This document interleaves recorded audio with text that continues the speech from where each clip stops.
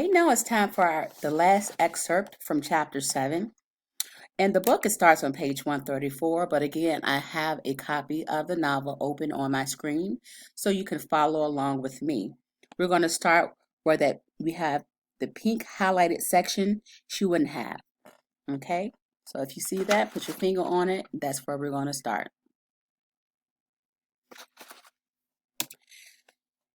So it says, "Do you think she's gone? She wouldn't have left us alone, would she? Girls, are you awake? Come in here." Cecilia's musical voice made us all jump, startled.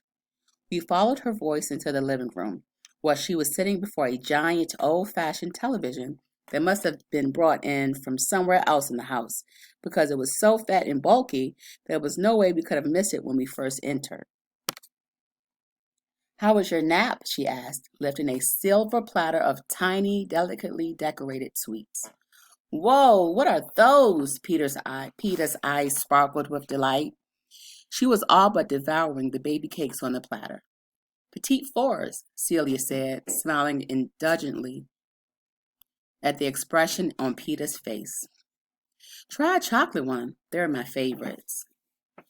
I thought about asking Cecilia if she had a phone we could use, but the reporter's somber face on the television screen caught my attention. "What are you watching?" I asked. I popped a creamy petite four into my mouth. It melted away too quickly, leaving a soothing, minty aftertaste that made me want more. "Oh, listen to this. It's coming on again." Cecilia turned up the volume on the television. "They've been running your story on the news all day."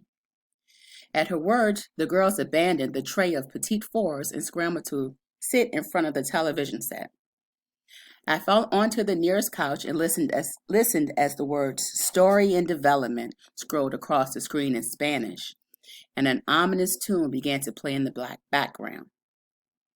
The first segment of the news was an interview with Inez and Zaragoza. Both women seemed horrified at the idea that they had been deceived by the five little sisters who seemed to be so generous and pure of heart.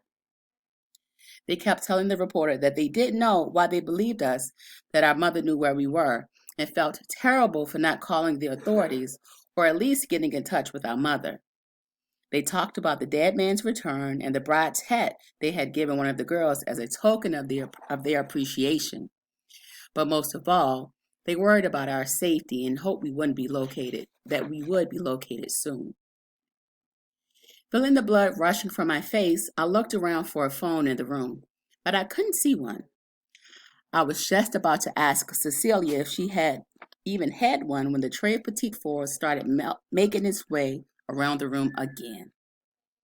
I took two and ate them absently. I knew I had to do something, call someone, but my mind was suddenly blank and I couldn't think what it was I needed to do. I couldn't even talk. In the second news segment, after a brief commercial break, a female reporter pointed to a wide-brimmed hat stuck on the branch of a tall mesquite while she informed the viewers that the missing girl's broke-down car had been abandoned less than a mile down the road from the location of the discarded hat. She reported that at the time, only terrible conclusions could be reached because there was no sign of the sisters. Our previous plan to return to Papa's car evaporated when we saw it being towed away on television. According to the newscaster, it was taken in, for forensic analysis. The third segment of the story was a previously taped interview with our mother. On the screen, my mom was crying and blowing her nose with a tissue. She wasn't making any sense, but she kept repeating the same thing in Spanish. Over and over again, she begged. "Please, please, if you have my daughters, please let them go. Let them come home. They're all I've got." At the sight of my mom completely undone on the news, Peter broke down and started crying silently. "Oh, I know you miss your mommy," Celia cooed as she reached out to pull Peter beside her on the couch. "Come here, darling. Everything's going to be okay. I promise." After Peter settled down and stopped crying, we were all able to concentrate on the rest of the news. The fourth and final segment of the story in development was a live interview with the chief of police in Piedras Negras. Onofre Jimenez disclosed that the drowned man, Gabriel Perdido, was a known drug dealer and fugitive. The federales were investigating his death and the culprits behind it. Chief Jimenez speculated that the girls might have been abducted by the same individuals who killed Gabriel Perdido. They believed the suspects were operating under the assumption that the girls knew more than they really did about the dead man's drug dealings. They suspected the abductors were manipulating the girls' actions as they traveled through Mexico to return the body to his family in El Sacrificio. So I want you to think about this question. So what do the federales say about the girls and the dead man in the news segment? Okay, think about that question. I just read information regarding that question because you're going to respond to this in chat. Okay? The kidnapping might have all been part of a ploy to flush out Gabriel's cohorts. We don't know for sure. Anything is possible, Chief Jimenez said, claiming it was imperative they find the missing girls and bring them home safely. He assured the reporter that his men were working night and day on this case, and he was positive justice would prevail. By the time our news story ran through, the local newscast was over. They had dedicated an entire show to us, a fact that mesmerized us in a complete and utter silence. Don't believe everything you hear, Cecilia said, shutting off the television set with one click of her remote. That Jimenez is a corrupt anaconda. His position on the force is just a front. He's suspected of being in business with the mafia. Only he's so cunning, so sly, no one can connect him to any of their crimes. But everybody knows he's working both sides. I don't understand, I whispered. If he's such a bad guy, how can he say he wants to bring us home? Of course he wants to bring you home, Cecilia said, leaning out over the coffee table to be close to us. Don't you see? He wants to find you because he thinks you know more than you should about the drug dealer you brought home. It's a trick. You should avoid him at all costs. I'm scared, Peter slid off the couch and scooted over to me on the floor. Oh, honey, don't be scared, Cecilia said, leaving the comfort of the couch to slide down on the floor between Peter and me. He can't hurt you. Not as long as you stay with me. I promise. Why, you're trembling. Here, have some more Petite Fours. Sugar for my sweet one. There you go. Feel better? All right. So, I want us to think about this question. How does Cecilia respond to the news segment? Okay, think about that question. How does she respond to the news segment? Because remember, you're going to respond to this question in Canvas. All right, I'm going to go ahead and continue. Peter bit into a tiny, sweet morsel of cake and nodded even as she sniffled back her tears.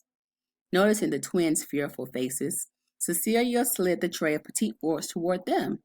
Soon, we were all sitting on the floor, sharing the enormous tray of Petite Fours. Funny how distress takes away one's appetite for real food.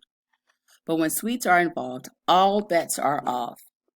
Or maybe it was just us, because we sat there and ate every last Petite Four offered to us as we looked guiltily at each other for eating so greedily, while someone worried about us back home. At least Mama's home and not in jail, Delia whispered close to my ear so the others wouldn't hear. I'm not sure that's any comfort to her right now, Delia said from the other side of the coffee table. She looked pretty torn up. Maybe we should call her. I've been meaning to ask you if you have a phone we could use, I said, turning to look at Celia. Freedom is always a comfort. Who says she neglected us? I'm sorry, freedom is always a comfort, Cecilia said, ignoring my request and thrusting a chocolate Petite Four in my hand. Your mama is lucky to be free after neglecting you all the way she did. What do you mean? Who says she neglected us? I asked, suspicion creeping into the corners of my mind, even as I put the chocolate treat in my mouth. I shook my head, trying to remember if any of us had spoken rudely about Mama, but my thoughts were cloudy, eerily void of memory, a fact that stupefied me.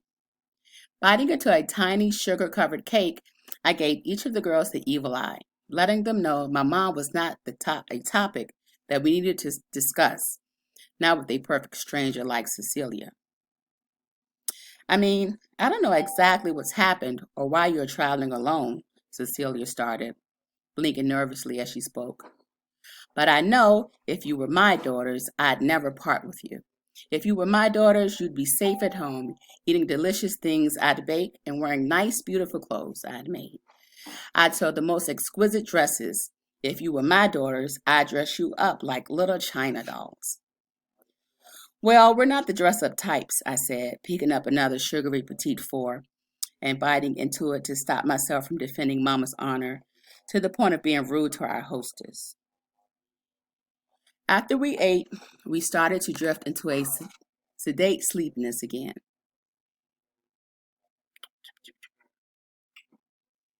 All I could do is think that we were so emotionally drained from listening to the news and worrying about my mom that even sugar wasn't able to pick us up, and so we drifted into the deliciously dreamy stage before falling completely asleep. Seeing us lolling our heads like droopy violets, Cecilia told us to go upstairs and pick out a bedroom to sleep in.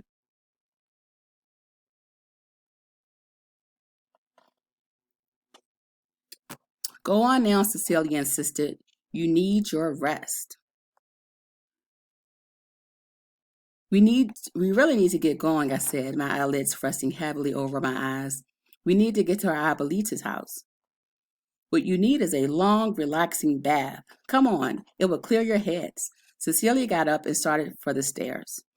We bathed in luxury, Cecilia singing harmoniously as she went, filled all 3 tubs in the upstairs bathrooms with bubbles. We dozed blissfully in the scented water until we looked like prunes. And then, because we could hardly walk from the drowsiness brought on by those hot, delicious baths, we headed right to bed. Peter slept with Juanita in a lusciously decorated pink bedroom, while the twins shared a sunny yellow room. I picked a heavenly blue master bedroom with a king-size bed and a French double doors. All those little windows and the French doors allowed the shimmer of moonlight to come in and kiss everything in the room with glittering silver dust.